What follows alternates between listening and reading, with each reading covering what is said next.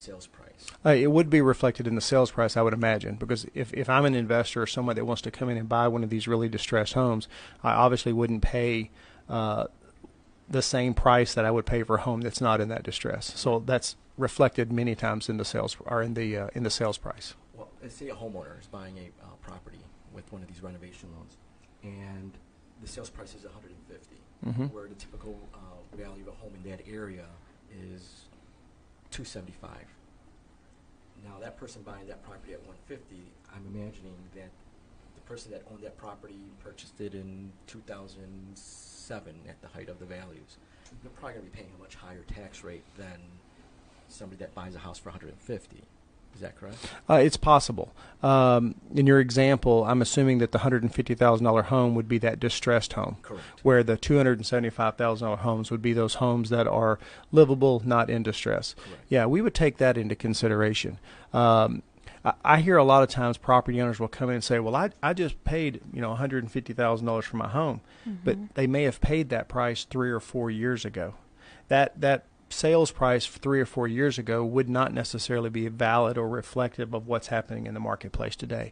But if it's duress, if it's a troubled home with problems, and has a recent sales price, we absolutely would consider something like that, even though other properties around are bringing much more. That's great to know. It's great information. But a lot of times what we need is people to bring us that information. Since I appraise literally 1.8 million properties every year, I am not privileged to know everything about every property.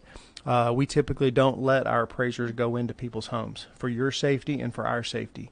So it's important that if there is an issue or if someone has a distressed property like that, that they bring that information to us. We appraise on the mass appraisal approach, which means that we're appraising a universe of properties as of a given date.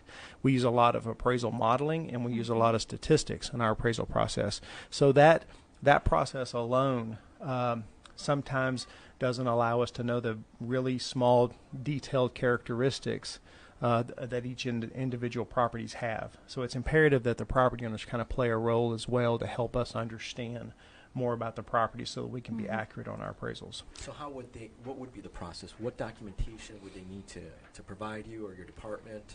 Do they go into the office? Do they call? Do they go online? What do they do? That's a great question, and it's one that I tell people all the time. Evidence is their best friend. Photos, the old adage of a photo speaks 1,000 words. That's really true. And so if a person can bring us photos of distressed issues, maybe painting that needs to be done, roofing that needs to be done, foundation cracks, things like that. That's all evidence that we will take into consideration. If they don't have that on the property, then closing documents, contracts for sale, things of that nature. If there's a foundation problem, an engineer's report. If they need a new roof, maybe an estimate from a roofer. If they need structural work inside the home, maybe an estimate from a contractor, showing what it would cost to repair and bring that house back up to a good livable condition. We want to make sure that we get those right. And again, when you're appraising as many properties as we do, we get a lot right, but we do get some wrong. We appraise some too low and we appraise some too high. But those that are appraised too high, we want the taxpayers to come see us, come talk to us. You mentioned online. We do have an online protest process that we encourage people to use, because not only can you file a protest online, but you can also go to our website and you can log in with an account and pull up data that we are used in comparison to your property, so you can see other comparable sales data from the privacy of your own home. You don't necessarily have to come to our office to see that. You can get that from going to our website at www.tad.org. So can you repeat that again, please? www.tad.org. It's very impressive. I went into the website, and it's you've changed it quite a bit. Very user friendly, and it's a great resource. Well, thank you very much. That was Yes. our goal. We've actually reached out to several community people. We've invited people to come and be sort of testers of our website. And yes, I do think it's working very well. And we're getting a lot of compliments from people coming in this year talking about how well it's helped them in this process. Right. Now, you said characteristics, and we were talking about distress, but what if there's a miscounted rooms, a shed that's no longer there, Because I imagine a shed would also cause a tax consequence, right? Yes, that is correct, and that's the type of information that we would encourage people to bring to us. We do our primary focus is the value of land, the value of the structure on that land, other things such as detached garages, swimming pools, things of that nature. We feel will add value. We do get questions a lot of time. Well, what if I buy a shed from like a Lowe's or a Home Depot? Well, we may not necessarily feel that that small shed adds value. If it doesn't add value, we normally won't use it in the appraisal process. So does it But have to be in the foundation?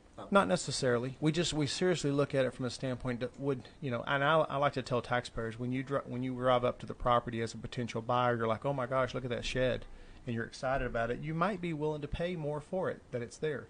But if you look at it and say, oh yeah, this place I can store my lawnmower, that shed might not really be adding value. You may not be willing to pay more because it exists. So a lot of the times it depends on the size of the shed, the size of the detached garage, the size of the extra improvements that are out there really determines whether or not it's going to actually add value. Above ground or below ground? Primarily below ground.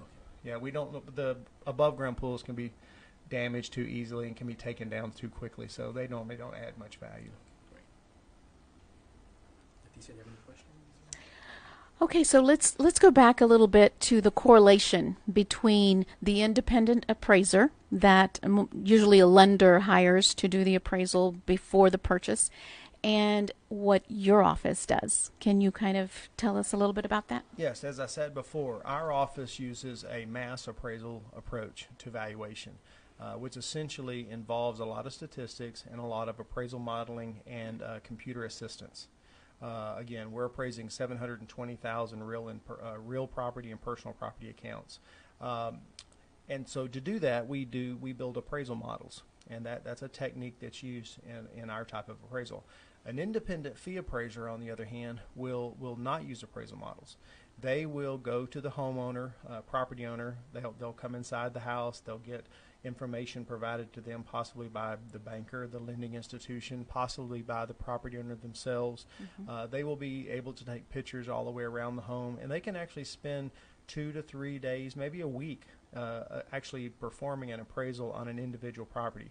We simply do not have that kind of time. Texas appraisal districts all throughout the state use the mass appraisal approach, where we're appraising a large number of properties relatively quickly. But the independent appraiser, he or she is going to have much more time mm-hmm. to sit down and analyze sales, look at data. They a lot of times will know more information about an individual property, so that when they make adjustments to their comparable sales, they have more time and they have more knowledge and more information. We tend to lack that independent or that intimate knowledge about certain properties. So the modeling or the statistics mm-hmm. is what we rely upon a lot of times. Again, we get a lot of them right, and sometimes we get some wrong. But that's this time of the year right now is that time in which we're trying to iron out those differences through the protest process. Okay. Is there a certain amount of time? Let's say I purchased the property. The statements came out April 1st. April 1st. But they were actually calculated before then, weren't they? Yes, our appraisal date, the effective date for Texas appraisals is typically January the 1st of each year. So mm-hmm. yes, if you've just now purchased it in April, that would still be a sale that we might consider. The real estate market right now is on an upward swing, so we might make an adjustment to that appraisal price and discount it a little bit. But if someone, say, bought their property January the 1st of 2018, anytime in 2018, we would think that would probably be a valid sale date, mm-hmm. and we would look at it and give it some serious credence as to what the information provides. Someone who bought a piece of property back in 2016, 2017, that's a little old. The data is a little outdated, and the real estate market that we're in, quite frankly, has been the best I've seen in decades. And so someone who's bought a home in 16 or 17, I would be a little more cautious about referencing that data. Now, if it was a highly unique property, I might consider it. A 15,000, 20,000 square foot house, we don't have many of those type sales mm-hmm. come around very often. So, something like that, it might be a valid sale to consider. But most we try to go within 6 months of January 1st or maybe a year back. Okay. All right, very well. So tell us a little bit about the. Let's start with the website. On the website, they can actually fill out forms to. You have forms there for someone that wants to protest. What other kind of information would you have on the website? Okay, great question. We do provide almost all the forms that the Texas State Comptroller has created with regards to property tax. Now, most of our forms right now, you have to pull them up, print them out, and fill them out manually. We don't have at this time a way that you can fill them out and submit them electronically, primarily because of signature issues, digital signature issues. Also on our website, we provide really a link to any property in Tarrant County where you can pull that up and find out what it's been appraised for, who owns the property, the legal description of the property, things of that nature. In addition to that, on our website, we have this protest process. Now, if most people who got the blue form from us, in the upper right-hand corner, there's a PIN number, a PIN number, and it looks kind of like a password. That's the personal identification number that a property owner is going to need in order to protest or look at their data online. The way to do that is click on the login button on our website, and when it pulls up, if you've created a login in the past, you can put your username and your password that you've created, and it'll pull up a dashboard where it'll have all the accounts that you have linked, that you have PIN numbers for. But if you've never done it before, you can do it the first time, and you can set up the account that you have using that PIN number on the blue form, and it'll let you see sales comps that we've used, equity comps that we've established for your property, and so there's a wealth of information there. We also have some helpful videos if someone's not sure exactly how to protest online.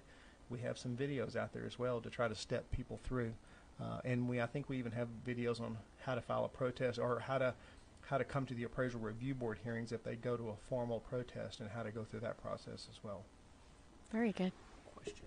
Now, let's say that one of the property, it's a homeowner, first-time home buyer, looking to purchase this home, fall in love with it, but the seller is actually a business, some kind of investor.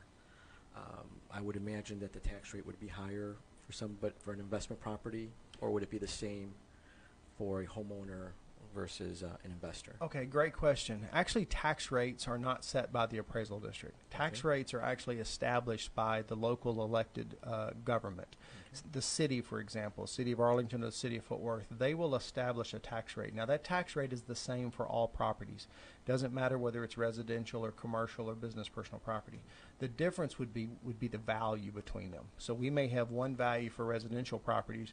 We may have a completely different value for the commercial. But the tax rate itself would be the same for whatever type of property category.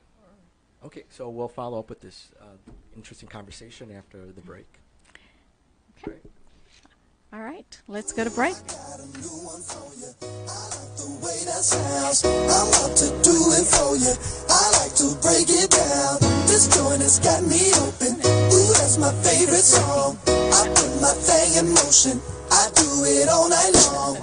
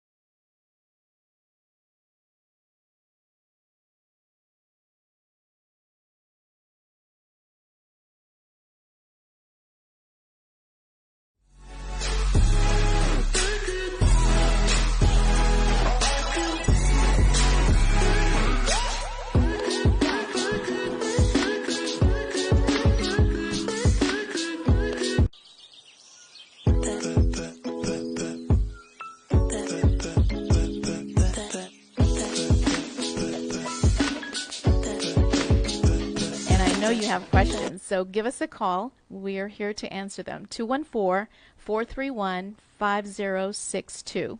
So before the break, we were talking about the process for disputes or protests. So, Jeff, what is the deadline for homeowners to protest? In the state of Texas, May 15th is the deadline for filing a protest with the Appraisal Review Board. However, if a person gets an appraisal notice after April 15th, then the law is they have 30 days from the date that notice was mailed, or May 15th, whichever is later. But typically it's May 15th. Okay. And so then once they fill out the forms and protest, when is it completed? Well, usually we will start our Appraisal Review Board process around May the 20th. And generally we're trying to get at least 95 to 97% of all of our protests heard by July the 25th. I have a law that says I'm supposed to certify to the taxing units the values for 2019 on or right at July the 25th. Okay, great information. Okay, so let's talk about exemptions. Is there a residential appraisal cap? I mean, there is. Yes, yes. And actually, exemptions are a great way for property owners to find some type of property tax relief. Most of the taxing jurisdictions in Tarrant County offer some type of exemption. The first one being just a general residential homestead exemption, which anyone that owns a home on January the 1st, lives in that home on January the 1st, and is not claiming a homestead exemption anywhere else can be entitled to. And they need to apply at our office. We have forms available. You can either, again, print them offline or come to our office and fill them out. And one of the benefits of applying for and getting a residential homestead exemption is that it establishes your ability to enjoy what we call an appraisal cap. If your market value increases substantially one year over the next, we actually look back to the prior year, and we have three values: a market value, which is what the property would sell for as of a given date. We have appraised value, which is nothing really more than a math calculation. It's a look back. And then we have a third value called taxable value. Well, market value is just what it is. It's what the property would sell for, what it's worth.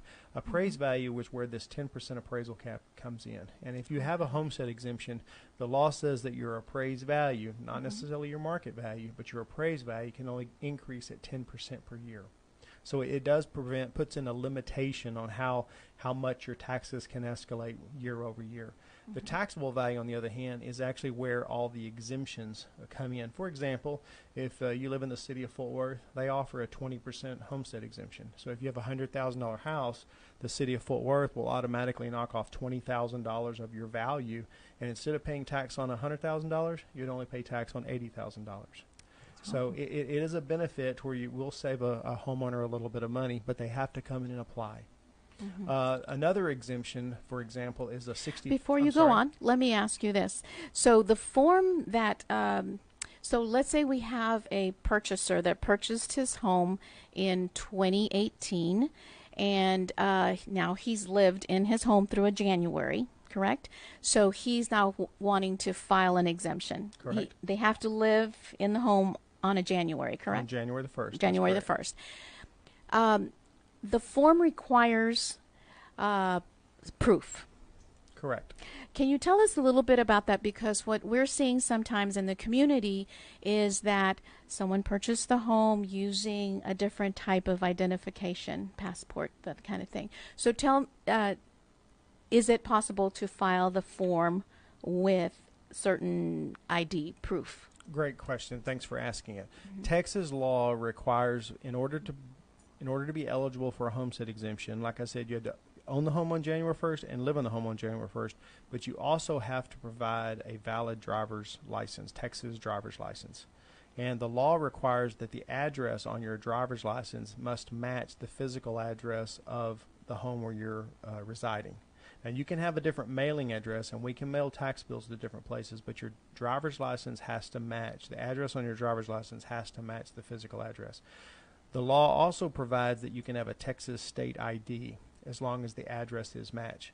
Now, we have had situations in the past where we've had some Mexican nationals, I guess we could call them, that have come in and they own the home, but all they have is the Mexican ID card. That's not a valid form of identification in the state of Texas. Texas legislature has decided that you must have a valid Texas driver's license in order to obtain a homestead exemption. So in that case, they could not obtain the exemption. That's correct. And we've had some that have come in that have tried to use their passports and things like that. And again, that's not according to the state law, it's not a valid form of ID. It has to be a driver's license or a Texas state ID. No federal tax returns. Nope, nothing like that. Okay. Yeah, the legislature was very specific when they implemented the law. I think it was 2 sessions ago. Maybe might have been longer than that. That said, they wanted to make sure that the address on the driver's license matches the address of the property. Is there any other reasoning that you know of? Not that I know of. Okay. You'd have to get them on the radio. Yes. Write that down. Yeah, for sure. Okay, so let's go ahead and follow through with the other exemptions that are available. Over 65, or people that are 65 years of age or older can apply for an additional exemption. It's in addition to the general homestead exemption. And this offers them even more exemptions. For example, a school district for people that are young can get a $25,000 discount when we calculate their taxes. But if they're 65 or older, there's an additional $10,000 that's added to it. Another benefit of getting a 65 or older exemption is something called a tax ceiling. The first year in which a property owner is eligible to qualify for this exemption, the very next, we calculate their taxes, but the very next year, if their value goes up or if the tax rates go up, they have a ceiling established. I get asked many times, what is actually the ceiling? Is it the value no longer can change? Is it the tax rate can no longer change? No, it's not. It's the actual amount of taxes that we calculate set and establish the ceiling. So if we calculate it for a school district and your taxes are calculated at $1,300, then you'll never pay more than $1,300 for school taxes again, unless you add on to the property. You can do remodeling, you can do maintenance on the property and things like that, but as long as you don't add to the property, you have a tax ceiling and your taxes will never go up. There is, in Tarrant County, there's a couple of caveats. One, the hospital district does not have a tax ceiling, and the water district doesn't have a tax ceiling. So those taxes could remain. Another important part about the homestead exemption is, and we try our best to help taxpayers with this all the time. You mentioned earlier the January 1st. Let's say a person bought the home in 2015. And they lived there, they bought it in July of 2015. They lived there for January 1st of 16. They lived there January 1st of 17. 18, and now here it is, January 1st of 19.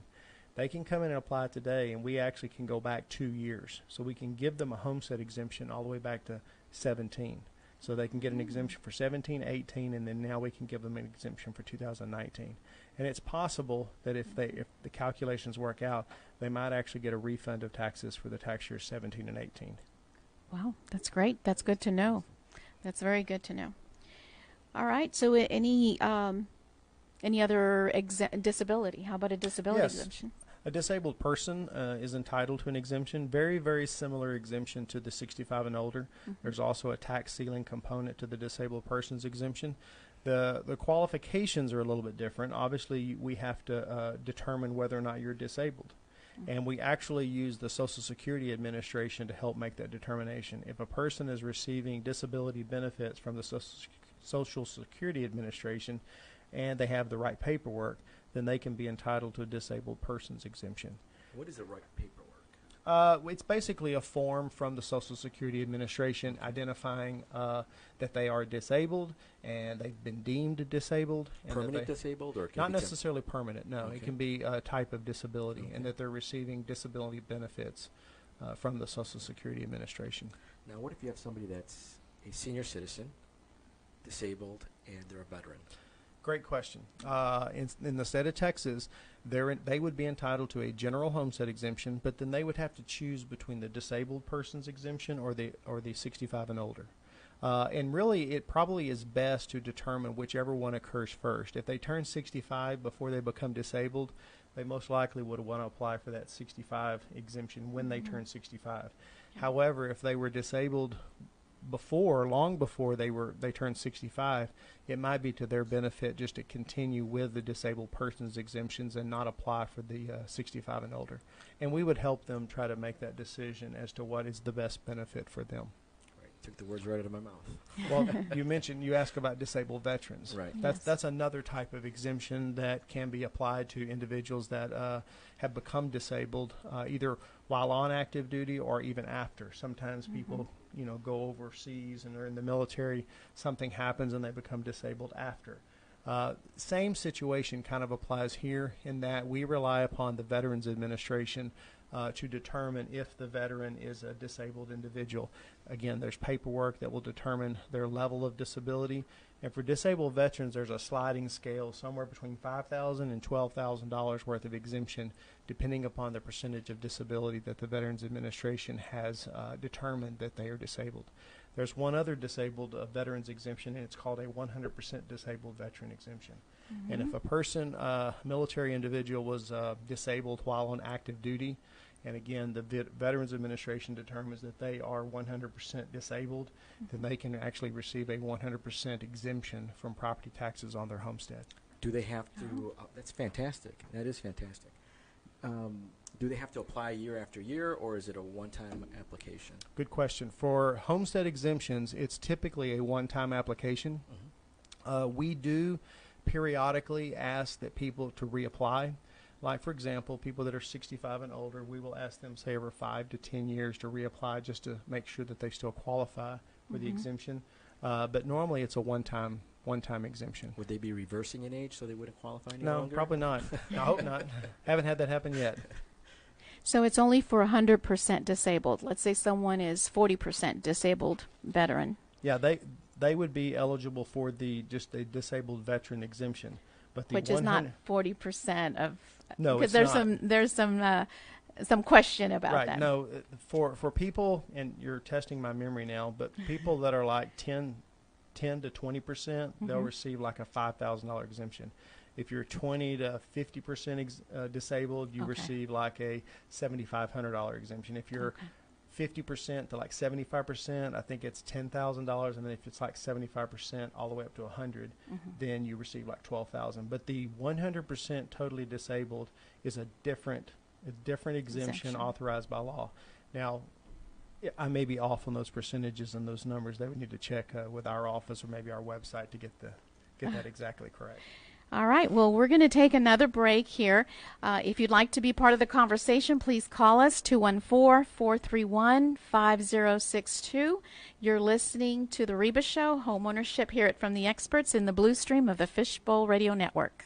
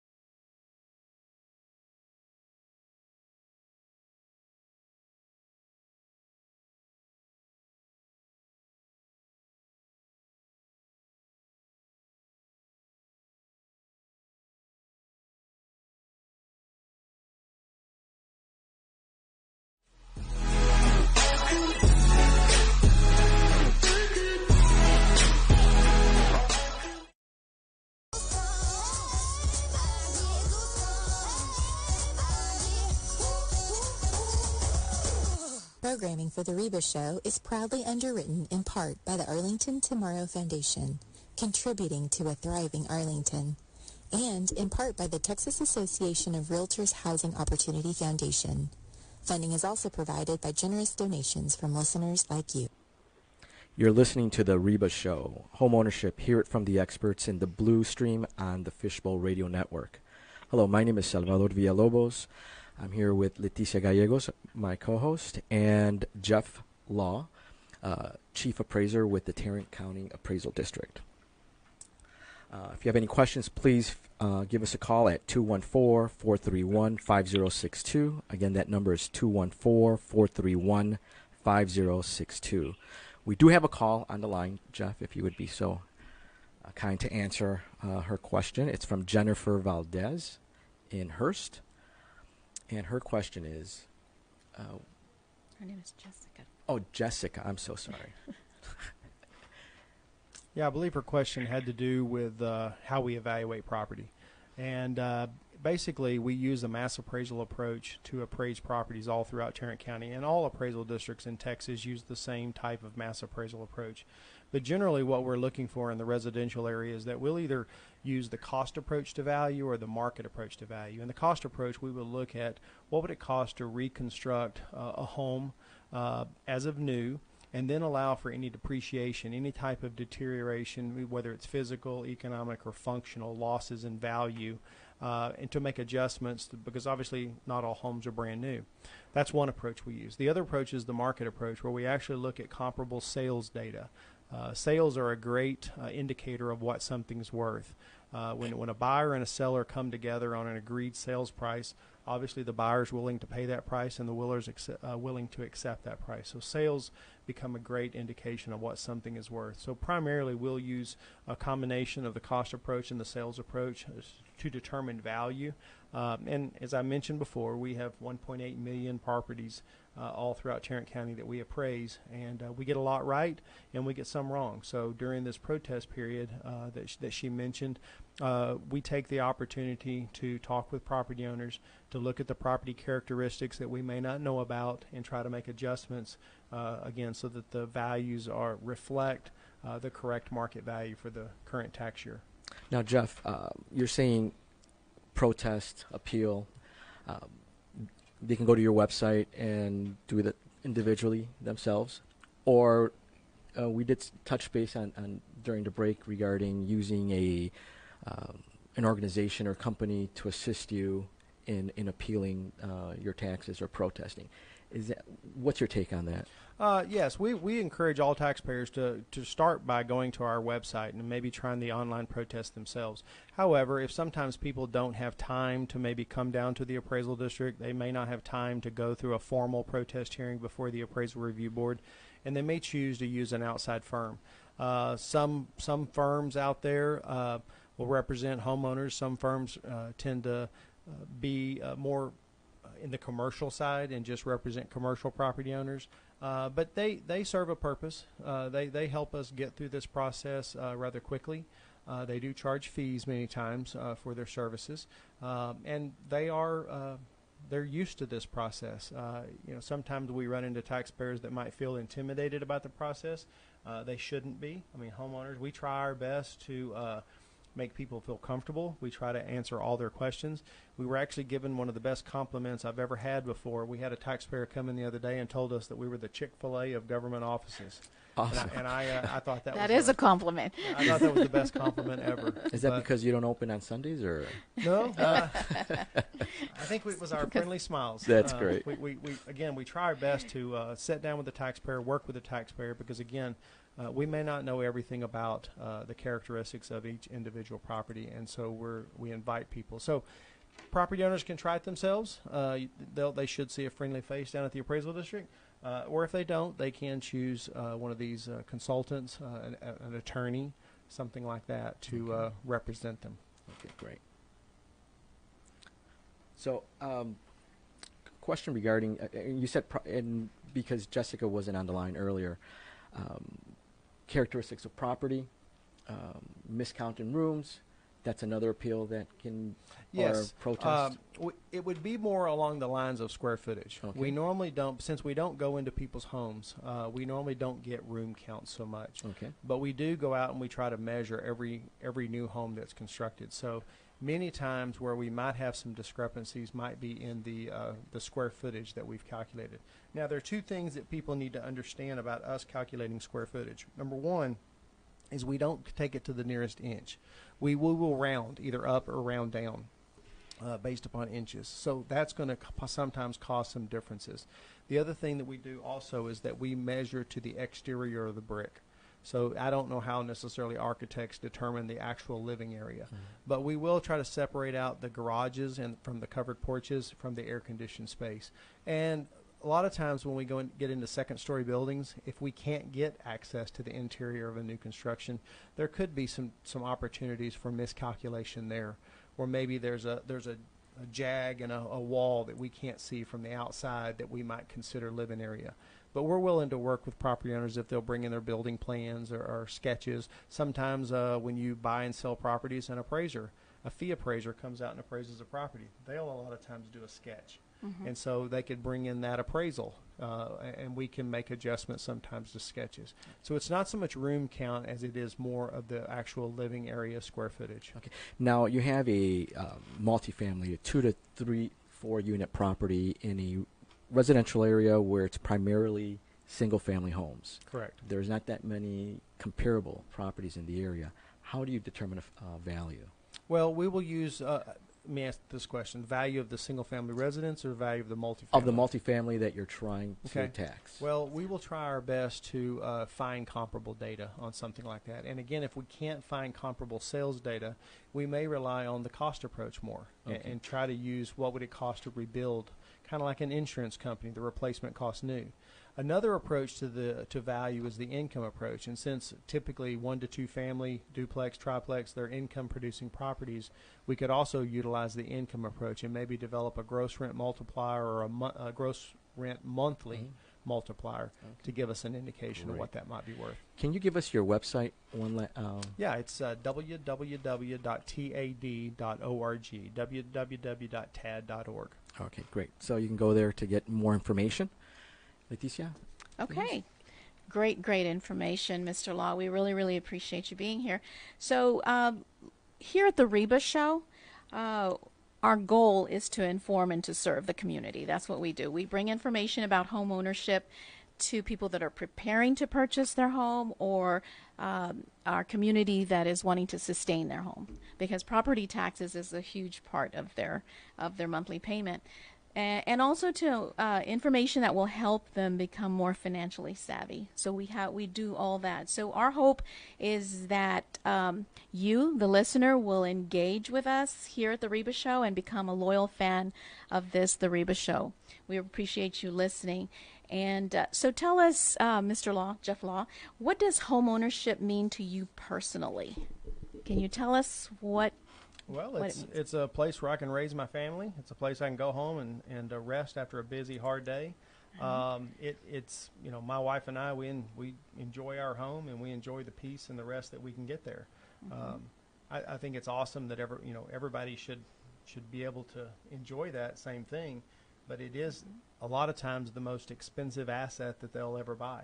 And you are correct in that there is a lot of expenses that go along with it, and that people should be savvy and understand some of those things. And property taxes is a big thing. One thing I would like to point out is I see it time and time again where people buy homes for the first time, and a title company or a lender will calculate their escrow.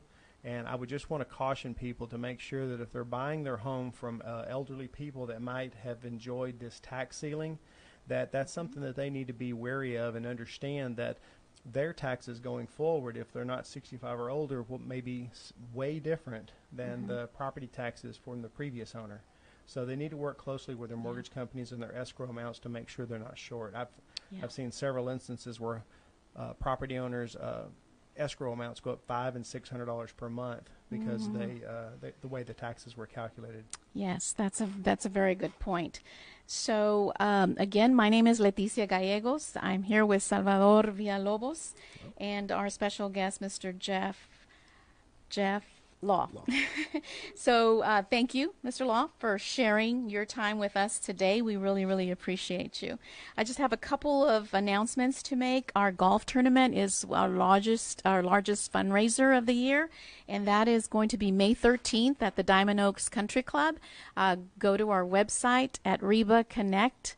That's HREBACONNECT.org and register. Our deadline for registration is April 29th. So please join us, and we may still have some sponsorships available, some whole sponsorships. So those of you that are listening that are golfers, please go and buy and register.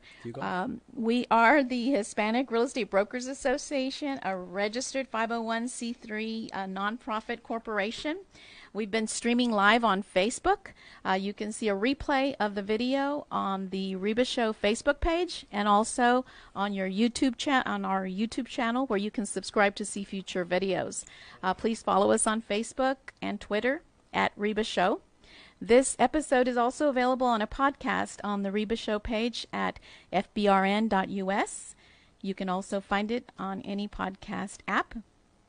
You can learn about topics that we have planned for upcoming shows on our website at rebaconnect.org, clicking on the Reba Show.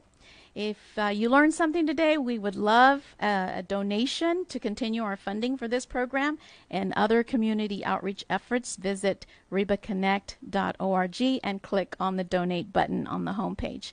If you have any specific questions or comments, you may email us at rebashow@rebaconnect.org. Again, I am Leticia Gallegos, and I'm with Salvador Villalobos, and thank you again, Mr. Law, for being here. Thank you for listening. Have a great afternoon. See you next week.